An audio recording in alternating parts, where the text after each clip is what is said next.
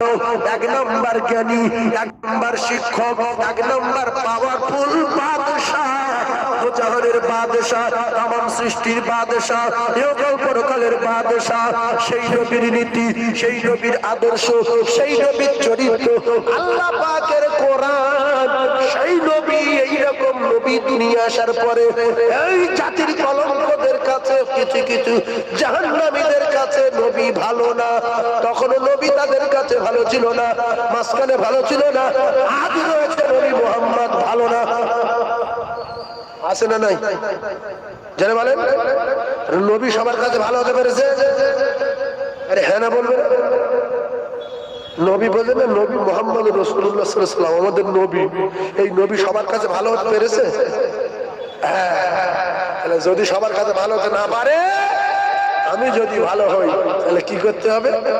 খাজা বাবার জীবনী ধরবো, কারোর গালাগালি করবো না, মত করে কিছু বলবো না, সুদ করে কিছু বলবো না, মৌলবীর কিছু বলবো না, মেয়েদের কিছু বলবো না। খাজা বাবা জিন্দা বলি, পাখির পিঠের চালে উঠে পৃথিবীর জমিন সেকেন্ডের ভিতরে ঘুরেছে, সুবহানাল্লাহ বলবো। খাজা গরিবে নওয়াজ এরকম ছিল, উসমান হারিমি এরকম ছিল, কুতুবউদ্দিন কাকি বক্তার এরকম ছিল, এমনি করে মজাদ আল পেশানি এরকম ছিল, মুশাদ আল্লাম এরকম ছিল, দাদাজুল পীর কেবলা এরকম ছিল, মুসাবি এরকম ছিল, মুকুমুক এরকম ছিল। কারণ যদি কিছু না বলি তাহলে কিন্তু আমি বিরাট ভালো। আরে আমার ভালো বলুক এই টার্গেট নিয়ে যদি ওয়াজ করি, আল্লাহ পাক জাহান্নামের টিকিট ধরিয়ে দেবে। তুই তো আমার খুশি করার জন্য ওয়াজ করিসনি, তুই তো তোর খুশির জন্য ওয়াজ করেছিলিস। আল্লাহু আলিমুম বিযাতিস সুদূর। তাই আমি কি ওয়াজ করি, কেন করি, এইগুলো কেন বলি? আমার ভাবিরা রেগে যায়, আমি তো রাগাবার জন্য আসিনি, আমি খালেস নিয়ে ওয়াজ করি, আল্লাহ শুনতে কেউ না শোনে। আমি ভাবিদের যদি রাগিয়ে দেই, আমি জানি পরে দাওয়াত করবে না। আমি আমার ভাইদের যদি রাগিয়ে দেই, আমি জানি পরে দাওয়াত করবে না। দাওয়াতের কোনো ব্যাপার নাই। আল্লাহ তো নিজেই বলেন, আমার মিন দাবাতিন ফিল আরদি ইল্লা আলাল্লাহি রিজকুহা। পৃথিবীর কোনো মানুষ কারণ খাওয়ায় না, খাওয়ায় আমার আল্লাহ। আপনারা রেগে যাবেন? দোয়া কোনো জানেন না তাই বলে দিলাম জানেন না। ফাতিহা তো পড়তে পারবেন না তাই বলে দিলাম পারবেন না। এগুলো পড়তে গেলে শিখতে হবে। রেগে যাবে ওই মেয়েদের বলছি নির্লজ্জ টিপমালা দেয়, ঝাঁঝের ভয় দেয়, রেগে যায়। স্বামী জলসা কমিটির সভাপতি বলবে সাইফুল্লাহ যদি আসে আমি ওতে নেই, টাকা সাজা দেবো না। তো না হাঁটা, তুমি আমার বোন বলে তাই বলছি। কুল্লু মুসলিমিন ইখওয়া, রাসূল বলেন তামাম পৃথিবীর মুসলমান মুসলমানের ভাই। ভাই নোংরা কাজ করলে, অসৎ কাজ করলে উম্মতি মুহাম্মদ হিসেবে ভাইয়ের বলার দায়িত্ব। ইয়া আইয়ুহাল্লাযীনা আমানু কু আনফুসাকুম ওয়া আহলিকুম নার।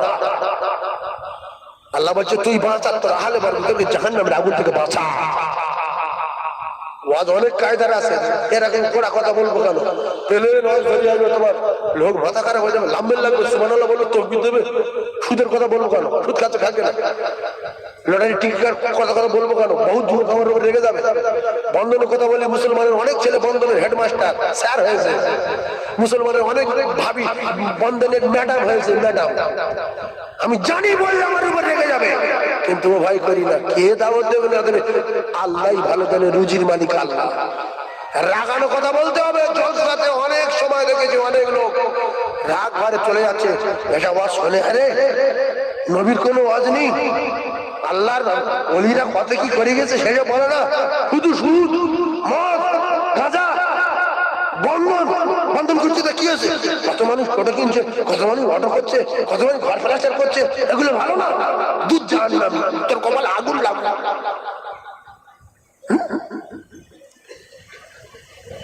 সুদের ব্যবসা করে টোটো কিনলে ওই টোটোর ইনকাম খাওয়া হারাম না হালাল? সুদের ব্যবসা করে অটো কিনলে ওই ইনকাম খাওয়া হালাল না? সুদের টাকা নিয়ে ঘর প্লাস্টার করা মানে পুকুরে গুদে ঘর প্লাস্টার করা। যতদিন ওই বিল্ডিং থাকবে কিয়ামত পর্যন্ত করে নামাজ হবে না। সুদের টাকা প্লাস্টার করেছে বাপের বাটা। হ্যাঁ বললে বিশাল রাগ, উল্টো পাল্টা কথা বলে, দাওয়াত দিয়ে দিত। দাওয়াত চলে যা। আপনি আমার ভাই, আপনি সুদা ফাতারে সহি করেন, 5 ওয়াক্ত নামাজ পড়েন, আল্লাহ আপনার খুশি হবে। ফাদখুলু ফি ইবাদি ওয়াদখুলু জান্নাতি। আল্লাহ পাকের দয়া জান্নাত নসিব হবে। জোরে বলুন সুবহানাল্লাহ। আরো জোরে বলেন না সুবহানাল্লাহ। চিল্লা তাকবীর, বন্ধ নারী তাকবীর।